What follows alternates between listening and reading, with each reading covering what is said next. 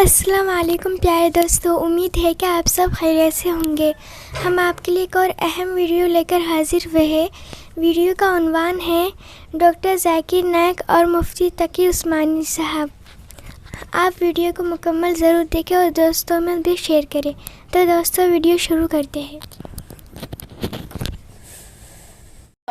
گزارش ہے کہ ویڈیو کو لاسٹ تک دیکھیں تاکہ بات پوری طرح سمجھ میں آئے۔ باقی یہ ایک بڑا سوال کیا جاتا ہے کہ لیپ ٹاپ پہ جو جن علماء کے چینل مانیٹائز ہیں ان کے فحش اشتہارات آ جاتے ہیں، تو ہم نے اس پہ بڑی ریسرچ کی ہے۔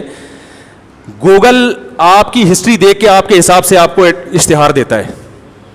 اگر آپ کے لیپ ٹاپ پہ فحش اشتہار آ رہے ہیں تو اس کا مطلب آپ کا لیپ ٹاپ غلط استعمال ہو رہا ہے، اس کو انسان کا بچہ بناؤ تو صحیح والے آنا شروع ہو جائیں گے۔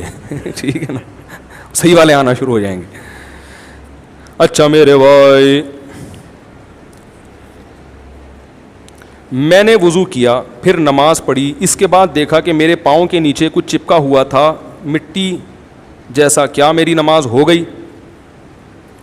اگر وہ اتنا موٹا تھا کہ اس میں آپ کا غالب گمانے کے پانی نہیں پہنچا ہوگا تو نماز نہیں ہوئی، اور اگر آپ کا خیال ہے کہ پانی پہنچ گیا تھا تو نماز ہو گئی۔ آپ کا خیال کا اعتبار ہوگا اس میں۔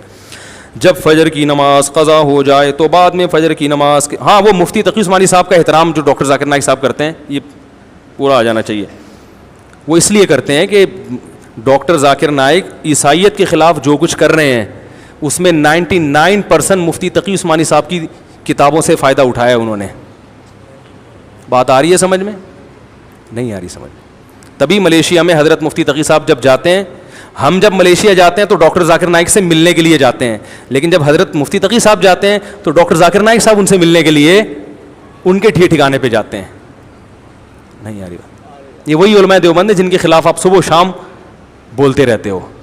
ڈاکٹر ذاکر نائک صاحب ان سے ملنے کے لیے جاتے ہیں، ان کی نصیحتوں کو غور سے سنتے ہیں۔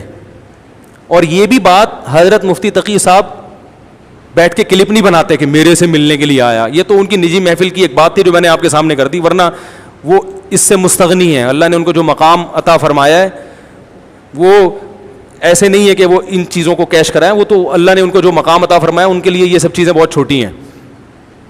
تو عرب علماء ان کی، عرب تو کسی کو مانتے ہی نہیں ہیں، اجمیوں کو تو عرب میں تو ایک عصبیت ہے، وہ تو اجمی کتنا بڑا عالم ہوگا عرب نہیں مانتے اس کو، ایک عصبیت ہے ان میں۔ لیکن حضرت اقدس مفتی تقی عثمانی صاحب کی علمیت کا لوہا اللہ نے منوایا ہے، وہ ماننے پر مجبور ہوئے ہیں۔ یہ ائمہ حرمین، مسجد نبوی کے امام، مسجد حرام کے امام اور سعودیہ کے بڑے بڑے قاضی، یہ حضرت مفتی تقی عثمانی صاحب کی مجالس میں شرکت کرتے ہیں، کئی دفعہ کیے انہوں نے، ان کی صحبت میں آگے بیٹھے ہیں۔ مجمع الفقہ الاسلامی جس میں 100 کے قریب ممالک کے علماء تھے، اس کے رئیس 5 سال رہے مفتی تقی عثمانی صاحب۔ مکہ جو مفتی تھے نا وہ حضرت مفتی تقی صاحب کے نائب رہے ہیں۔ نہیں آ رہی بات میرا خیال ہے۔ تو یہ اللہ نے مقام کس کو عطا کیا؟ یہی بر صغیر کے علماء کو، جن کو دیوبند کہا جاتا ہے اور جن کے خلاف آپ صبح شام کیا بناتے ہو؟ کلپ۔ دوسرا جو جس تبلیغی جماعت کی آپ تعریفیں کرتے ہو وہ بھی بنیاد کس نے رکھی ہے؟ پرسوں جو اہل حدیث آئے ملاقات کے لیے، کافی دیر ہماری گپ شپ ہوئی، وہ ایک بات کی انہوں نے کہا دیکھیں میں لندن میں رہتا ہوں، یہ فرقواریت یہاں ہے، پڈے بازی، وہ اہل حدیث، وہ بریلوی، وہ دیوبندی، وہ فلانا، وہ ٹانگیں چوڑی، وہ پتلی، زور سے ہاں پڈے بازی۔ اس نے کہا کہ ہمارے ہاں بچہ جب بگڑتا ہے نا لندن میں یا امریکہ میں، بچہ جب بگڑتا ہے تو ہمارے پاس تبلیغی جماعت کے علاوہ کوئی راستہ نہیں ہے۔ ہم یہ کلپ نہیں سنواتے کہ یہ ہماری بلا سے کوئی دیوبندی ہو، بریلوی ہو، اہل حدیث ہو، ہماری صحت پہ کوئی فرق نہیں پڑتا۔ قیامت میں یہ سوال بالکل بھی نہیں ہوں گے۔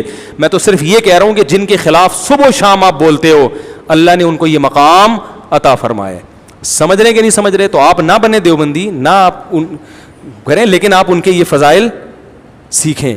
اور مولانا اشرف علی تھانوی رحمہ اللہ تعالی، جن کے بارے میں آپ کہتے ہیں انہوں نے اللہ کے نبی کے نام کا کلمہ پڑھا اور یوں تھے اور وہ تھے، حضرت اقدس مولانا طارق صاحب انہیں مجدد ملت سمجھتے ہیں، انہیں وقت کا ولی اللہ سمجھتے ہیں۔ تو آپ کو چاہیے تھا نا کہ آپ جا کے ان سے پوچھتے کہ حضرت آپ میرے سر پہ شفقت کا ہاتھ رکھ رہے ہیں تو ایکسکیوز می پلیز ایک سوال ہے آپ سے۔ آپ تو حضرت اشرف علی تھانوی کو اتنا نیک پرہیزگار سمجھتے، انہوں نے تو اپنے نام کا کلمہ پڑھایا ہے بھائی، انہوں نے تو اپنے نام کا کلمہ پڑھایا۔ تو مولانا پتہ ہے کیا کہتے ہیں مفتی طارق مسعود صاحب سے اس کا جواب جا کے پوچھو، یہاں آئے ہو چائے پینے کے لیے، عیادت کرو، پتلی گلی سے نکلو۔ وہ کبھی بھی رجوع نہیں کرتے کہ ہاں کلمہ پڑھایا تو تم چونکہ حق پرست ہو تم نے میرا چینل ڈی مونیٹائز کرا دیا، تمہارے کہنے سے میں نے چینل ڈی مانیٹائز کر لیا, اتنی حق پرستی ہے تم میں, تو اب تمہارے کہنے سے اشرف علی تھانوی رحمۃ اللہ علیہ کو میں ولی اللہ سمجھنا چھوڑ دوں گا. نہ وہ کہیں گے انسان کا بچہ بن, ٹھیک ہے نا. اتنے بڑے بزرگ کو کیا کہہ رہا ہے جنہوں نے اتنا کام کیا, تو اور جو تو کہہ رہا ہے کلمہ پڑھایا, تو خود کامن سینس کی بات کر. ختم نبوت کا تو کام سب سے زیادہ انہوں نے کیا, ان کے شاگردوں نے کیا ہے. پوری دنیا میں جو تحریکیں چلی ہیں ختم نبوت کی, اس کی تو بنیادیں, وہ اگر نبی کو آخری نبی نہیں سمجھتے اور اپنے نام کا کلمہ پڑھواتے تو ان کے شاگرد ہوتے ختم نبوت کا کام کرنے والے, وہ یہ سمجھاتے آپ کو. لیکن آپ نے بڑی عقل مندی کی, اس قسم کے ٹاپک وہاں نہیں چھڑے, آپ کی بھی عزت ہوئی اور تمیز سے آپ باہر آ گئے, اور آپ کو ایک کلپ بنا کے یوٹیوب پہ اپنے سبسکرائبر بڑھانے کا موقع حضرت اقدس نے دے دیا. یہ ان کا ظرف ہے. سمجھ رہے کہ نہیں سمجھ رہے؟ اللہ تعالیٰ ہم سب کو سمجھ